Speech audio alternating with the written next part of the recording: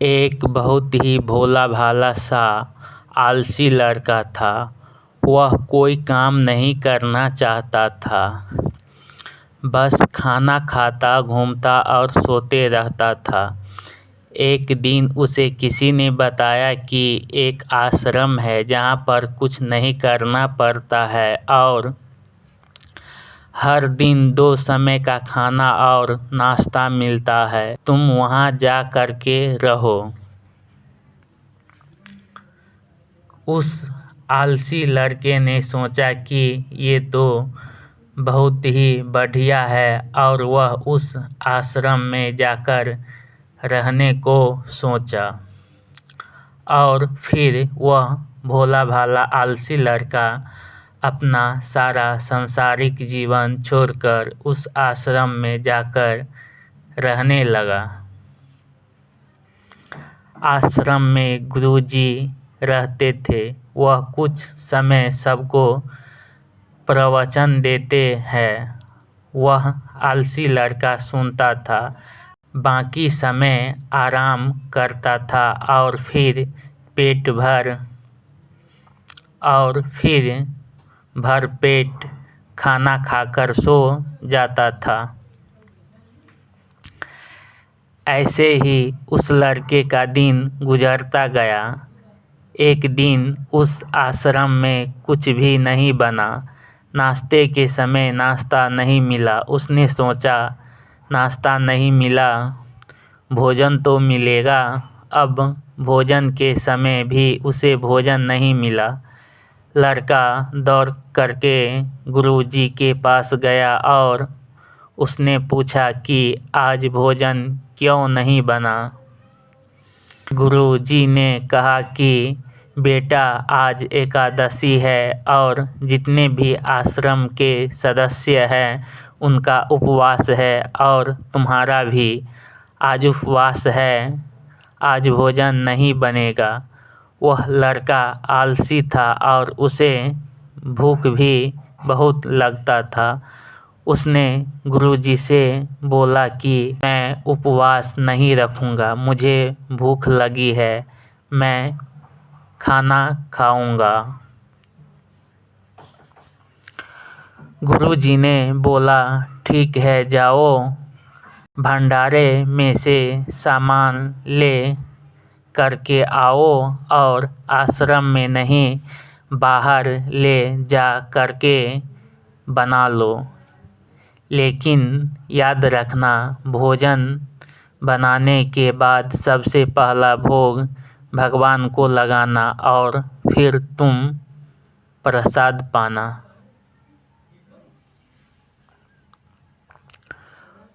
वह लड़का बोला, ठीक है, और फिर अनाज लेकर नदी की ओर पहुंचा। भोजन पकाने लगा, तैयार हुआ। उसके बाद कहने लगा कि भगवान श्री राम, आइए, पधारिए, भोग लगाइए।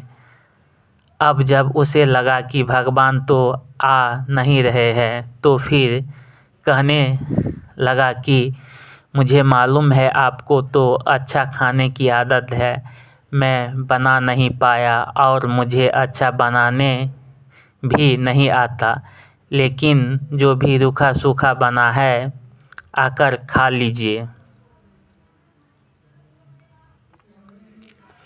भगवान श्री राम उसकी सरलता पर बहुत ही प्रसन्न हुए और उस लड़के को दर्शन दे दिए। उसने देखा कि भगवान श्री राम आए हुए हैं और उनके साथ में माता सीता भी आई हुई है, लेकिन लड़के ने सिर्फ 2 लोगों के लिए ही भोजन बनाया था, एक अपने लिए और दूसरा भगवान के लिए। और अब क्योंकि भगवान के साथ माता सीता भी आई हुई थी, तो उसने उस भोजन को माता सीता और भगवान के सामने ग्रहण करने के लिए रख दिया। भगवान श्री राम और माता सीता ने भोजन किया और उसके बाद जब वह जाने लगे तो यह भोला सा आलसी सा लड़का बोला कि प्रभु आप आए, दर्शन दिए, बहुत अच्छा लगा। मुझे खाने को कुछ नहीं मिला, लेकिन कोई बात नहीं। लेकिन आपसे एक विनती है कि अगली बार जब आप आएंगे तो कितने लोग आएंगे ये बता दीजिए, ताकि मैं उतने लोगों के लिए भोजन बनाकर रखा रहूं। भगवान श्री राम मन ही मन मुस्कुराए और फिर अंतर ध्यान हो गए। लड़का आश्रम गया। दिन बीतता गया और फिर एकादशी का दिन आया और इस बार उसने 3-4 लोगों के लिए अनाज ले करके खाना बनाने के लिए नदी के किनारे पहुंचा और उसने बड़े प्रसन्नता से भोजन बनाया और इंतज़ार करने लगा कि प्रभु आइए और भोग लगाइए। इस बार लड़का देखता है कि भगवान श्री राम पूरा राम दरबार ले करके आए हैं, जैसे माता सीता, लक्ष्मण, भरत, हनुमान जी और सभी लोग आए हैं। लड़के ने 3-4 लोगों का भोजन बनाया था और इस बार भी भोजन कम पड़ गया। लड़के ने निराश होकर भोजन को प्रभु के आगे रख दिया। उन्होंने भोजन किया और फिर चले गए और इस बार भी लड़का फिर से भूखा रह गया। अब लड़का फिर आश्रम गया। दिन बीतता गया और फिर एकादशी का दिन आया और इस बार गुरुजी से कहने लगा कि गुरुजी मुझे इस बार थोड़ा ज़्यादा अनाज चाहिए। गुरुजी सोचने लगे कि यह इतना सारा अनाज का करता क्या है, कहीं इसे बेचता तो नहीं है। फिर उन्होंने कहा कि ठीक है, भूख से परेशान रहता है।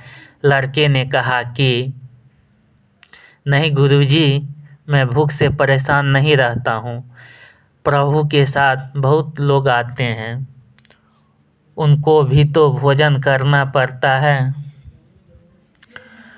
गुरुजी को लगा कि लड़का पागल हो गया है, लेकिन गुरुजी ने सोचा कि चलो एक बार चलकर देखते ही कि लड़का इस अनाज का करता क्या है। वह भोला सा लड़का अनाज लेकर के नदी के किनारे पहुंचा और इस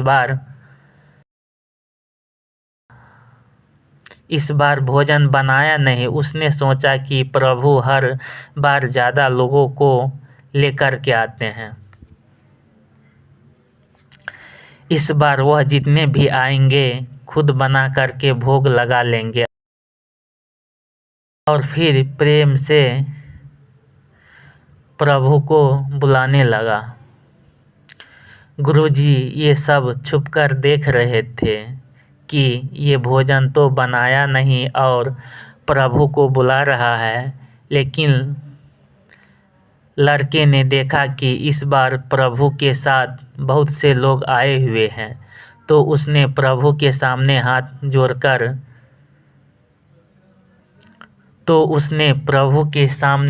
जोड़ करके कहा कि प्रभु माफ़ करना, आप बहुत सारे लोग आते हो, मुझे संख्या पता नहीं होती है और मेरी हिम्मत भी नहीं होती है कि इतने सारे लोगों के लिए भोजन बनाऊं।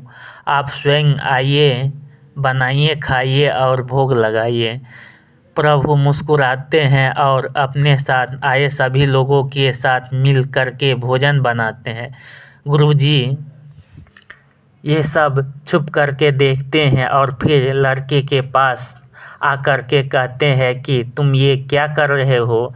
लड़का कहता है कि गुरुजी आपको दिख नहीं रहा है कि भगवान श्री राम पधार चुके हैं, माँ सीता आई हुई है, हनुमान जी आए हैं और भी सभी लोग आए हुए हैं, भोजन बन रहा है। गुरुजी ने बोला कि पागल हो गया है, मुझे तो कोई दिख नहीं रहा है। लड़का गुस्सा हो गया और बोला, प्रभु आप ये क्या कर रहे हो? एक